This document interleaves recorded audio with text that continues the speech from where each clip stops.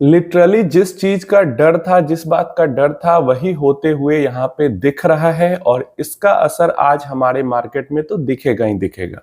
वैसे दिख भी रहा है, मार्केट हमारा जोरदार गिर रहा है आज, लेकिन हम समझते हैं कि कल जब मार्केट हमारा बंद था, तो कल के दिन में और परसों के दिन में क्या हुआ है, परसों जो हमारा मार्केट क्लोज हुआ है उसके बाद अभी तक दुनिया में क्या हुआ है, उससे स्पेसिफिक यहाँ पे रसिया यूक्रेन को लेकर कुछ चीजें हो गई हैं, जिसके कारण यहाँ पे जो परेशानी है वो बढ़ते हुए दिख रही है। आइए हम समझ लेते हैं।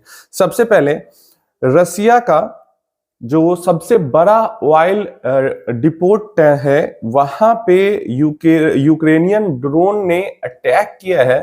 एंड उस अटैक के कारण मतलब जो पोर्ट था, ठीक है, रसिया का पोर्ट था, वहां पे सबसे बड़ा जो ऑयल स्टोरेज वाला पोर्ट है, वहां पे ऑलमोस्ट 40% जो कैपेसिटी थी वो डिस्ट्रॉय कर दी गई है।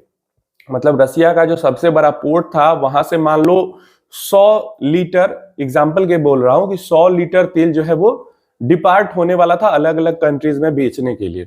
तो उस 100 लीटर में से 40 लीटर खत्म हो गया और 60 लीटर ही अब डिपार्ट हो पाएगा यूक्रेनियन ड्रोन अटैक के कारण। तो इसका मतलब क्या है? इसका मतलब ये है कि ऑयल वाली जो क्राइसिस, मतलब ईरान और यूएस का जो हो रहा है उसके कारण तो ऑयल की क्राइसिस है ही। यहाँ पे रसिया जो ऑयल सप्लाई कर रहा था, जो सप्लाई हो रहा था, उसका 40% सप्लाई कट हो गया अभी के टाइम पे। प्रोडक्शन या ऑयल कैपेसिटी की बात नहीं कर रहे, जो ऑयल डिपार्चर होने वाला था दूसरे, जैसे भारत खरीद रहा है तो रूस से आएगा ना भारत में तेल, जहाज में लोड होके, तो जहां से जहाज में लोड होता है तेल, वहां पे जितना तेल रखा हुआ था उसका 40% खत्म हो गया, डिस्ट्रॉय हो गया इस ड्रोन अटैक के कारण।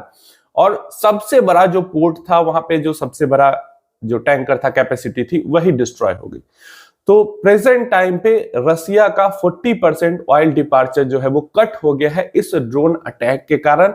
और ये बहुत मतलब बुरा हाल है। क्रूड ऑयल के को लेकर कुछ भी निगेटिव थोड़ी सी भी अपडेट आती है तो वो यहाँ पे बहुत बुरा डेफिनेटली न्यूज होता है।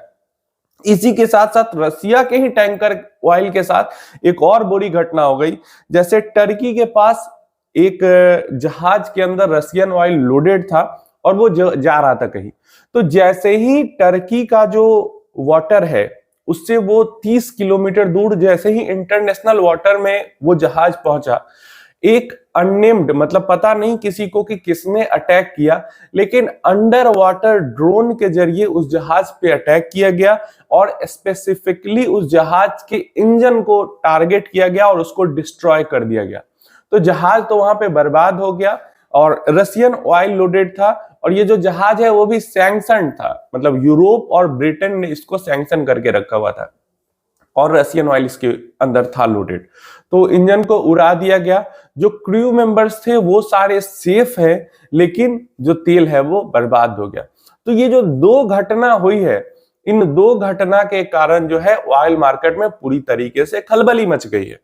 और ऑयल मार्केट में खलबली मचने का ये नतीजा हुआ कि जो हमारा ब्रेंट क्रूड 95-96 पे, लास्ट हमारा जो ट्रेडिंग सेशन था 2 दिन पहले, वहां पे था 95-96 डॉलर तक गिर गिर के पहुंच गया था, वो वापस से सडनली कल जंप करके 100 के ऊपर तो गया ही, प्रेजेंट टाइम पे 107 डॉलर पर बैरल के भी ऊपर पहुंच चुका है। तो ये एक बहुत ज्यादा निगेटिव न्यूज आई। और जैसे ही तेल बढ़ना शुरू हुआ, तेल के अंदर जंप आया, वैसे ही गोल्ड के अंदर डिक्लाइन आ गया। अभी तो गोल्ड थोड़ा रिकवर भी हुआ है, नहीं तो गोल्ड वापस से 4300 के आसपास पहुंच चुका था अभी 44 के ऊपर आया। और आपको पता है जैसे ही क्रूड ऑयल की प्राइसेस बढ़ती हैं वैसे ही हमारे रुपये पे लोड आना शुरू हो जाता है। तो हमारा रुपया गिर के 94.27, तो 94.25 रुपए के आसपास पहुंच चुका है और जल्दी ही अब लग रहा है 95 के लेवल को भी क्रॉस कर जाएगा, अगर क्रूड ऑयल के प्राइसेस के अंदर गिरावट नहीं आती है।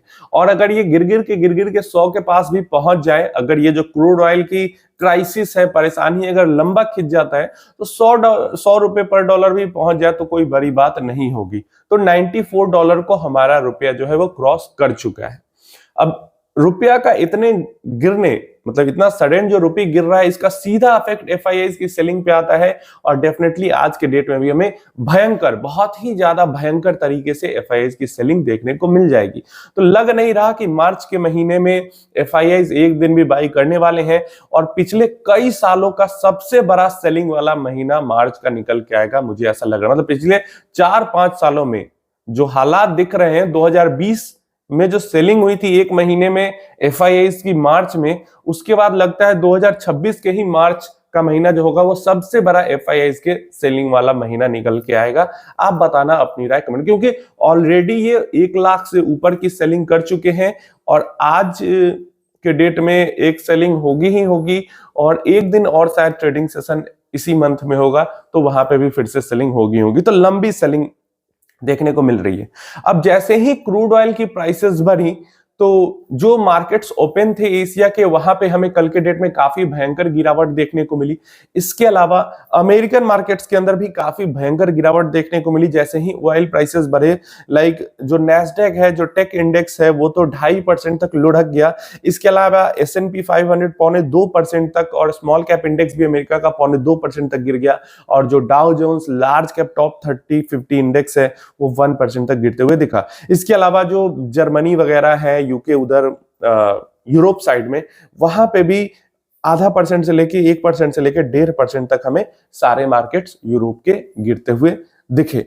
तो जैसे ही देखो ऑयल और गैस, ये दो ऐसी चीज है हर मार्केट को अफेक्ट करती है और यूरोप को तो और ज्यादा, क्योंकि यूरोप में तो भाई जिंदा रहने के लिए तेल और गैस की जरूरत है। हमारे यहाँ तो फिर भी मतलब जिंदा हम रह सकते हैं तेल गैस के बिना, लेकिन यूरोप में तो जिंदा रहने के लिए तेल और गैस की जरूरत है। इतनी अब तो आदत पड़ चुकी है इन चीजों की। और इसी का नतीजा जो है ऑयल प्राइसेस का बढ़ा हुआ होना, रुपये का तेजी से गिर जाना, 94 के लेवल को भी क्रॉस कर जाना, इसके अलावा अमेरिकन मार्केट्स का भयंकर तरीके से गिर जाना, यूरोपियन मार्केट्स का भयंकर तरीके से गिर जाना, कल के डेट में एशियन मार्केट्स का भयंकर तरीके से गिर जाना, इन्हीं सब का मिला जुला नतीजा आज हमें मार्केट को देखने को मिल रहा है। जब मैं ये वीडियो बना रहा हूं तभी मार्केट जो हमारा है वो 1% से भी ज्यादा ब्रेकडाउन हुआ है।